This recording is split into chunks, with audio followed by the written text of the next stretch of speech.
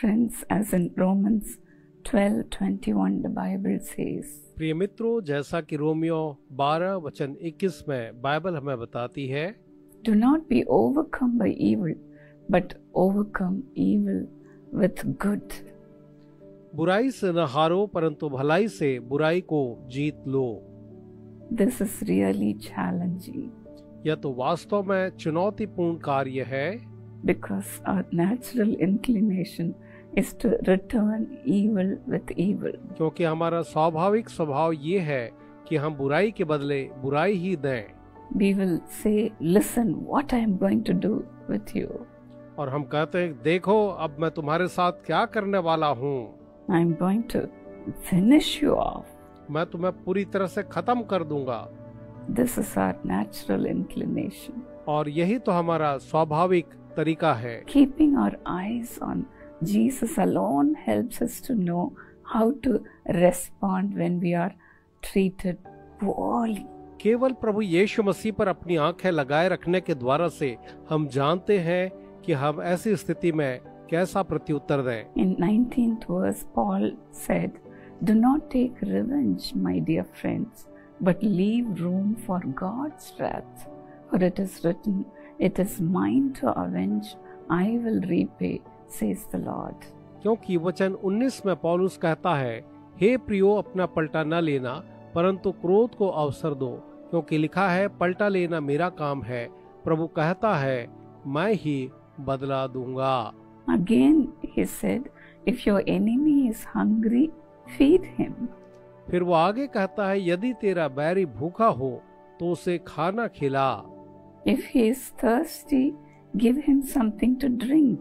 यदि वो प्यासा हो तो उसे पानी पिला। In doing this, you will heap burning coals on his head. क्योंकि ऐसा करने से तू उसके सिर पर आग के अंगारों का ढेर लगाएगा। See how beautifully the Lord teaches us. देखिए कितने खूबसूरत तरीके से प्रभु जो है हमें सिखा रहे हैं। The Lord shows us the way how to behave with our enemies. प्रभु जो हमें दिखाते हैं कि हमें किस तरह से अपने बैरियों के साथ व्यवहार करना है। In Matthew 5:44, Jesus says, मत्ती 5:44 में प्रभु यीशु मसीह ने कहा, love your enemies and pray for those who persecute you. अपने बैरियों से प्रेम रखो और अपने सताने वालों के लिए प्रार्थना करो। When we take revenge for the evil which had been done for us, जब हम अपने प्रति किए गए बुराई के बदले में बदला लेते हैं, people will say, you are weak. लोग कहेंगे कि तुम तो बहुत ही कमजोर हो। So conquer your enemies with kindness and patience. और इसीलिए अपने विरोधियों को दया और धीरज के द्वारा से आप जीत लें। By doing this, you will turn your enemy into a friend. ऐसा करने के द्वारा आप अपने दुश्मन को अपना मित्र बना लेंगे। Like this, David overcame the king Saul. वैसे ही करके दाऊद ने राजा शाऊल को जीत लिया। As in Acts 7:60, और जैसा प्रेरितों के काम 7:60 में है, Stephen fell on his knees and cried out when he was stoned. जब पथरवाह किया गया तो स्तुपनुस घुटनों पर आया और वो जोर से चिल्लाया, Lord, do not hold the sin against them. कि हे प्रभु, यह पाप तू उन पर मत लगा। And more than everything, Jesus is our best example to follow. और सबसे बढ़कर के प्रभु यीशु मसीह हमारे सर्वोत्तम आदर्श हैं, जिसका हम अनुसरण कर सकते हैं। When people hurled insults at him, he did not retaliate. जब लोगों ने प्रभु यीशु मसीह की बेइज्जती की तो उसने प्रतिकार नहीं किया। Even at the point of his death, he said to the Lord, Lord, forgive them, for they know not what they do. यहाँ तक कि अपने मृत्यु के समय में भी उसने यही कहा, हे प्रभु, इन्हें क्षमा कर, क्योंकि ये नहीं जानते कि ये क्या कर रहे हैं। If any evil is done against you, forgive and forget.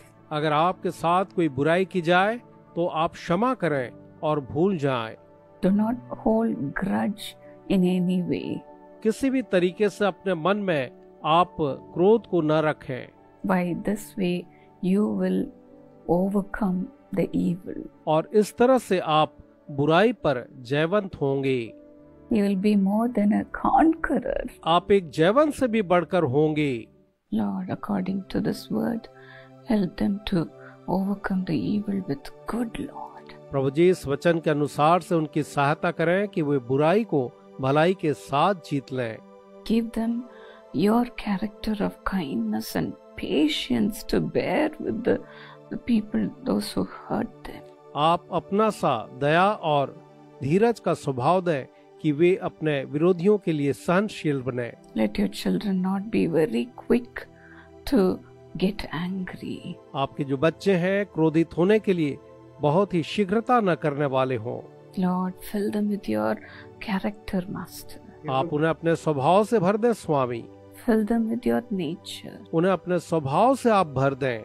Fill them with all the fruits of the Holy Spirit. उन्हें पवित्र आत्मा के हर एक फलों से भर दें। Father, let other people see you in them, Lord. और पिताजी दूसरे लोग उनमें आपको देखने पाए प्रभु। Help them to forgive, forgive and forgive. उनकी सहायता करें कि वे दूसरों को माफ करें, माफ करें, माफ करें। Father, help them to forget about the past. पिता अपने अतीत को भूलने के लिए आप उनकी सहायता करें। Let them not hold on to the past. वे अपने अतीत को अपने साथ थाम कर न रखें। And have the heart to revenge people. और एक ऐसा मन रखें कि वो लोगों से बदला लेने वाले हों। Let every past be erased in their lives. उनके जीवन में उनका पूरा अतीत जो है पूरी तरह मिटा दिया जाए। Lord, help them to get united with those who hated Prabhu them. उनकी सहायता करें कि जिनने उनसे घृणा की उनके साथ वो फिर से एक हो जाएं। Lord, give them such a heart to love their enemies. ऐसा हृदय दें कि वे अपने विरोधियों शत्रुओं से प्रेम करने वाले To हों। even pray for their enemies. कि वे अपने विरोधियों और शत्रुओं के लिए प्रार्थना करें। Lord, let people see you in them, Lord. और प्रभु जी होने दें कि लोग उनमें आपको देखने पाएं। Let them be drenched with your love. वे आपके प्रेम से पूरी तरह से सराबोर हो जाएं प्रभु। Let them be drenched with the power of the Holy way Spirit. पवित्र आत्मा की सामर्थ के साथ पूरी तरह डूब जाएं।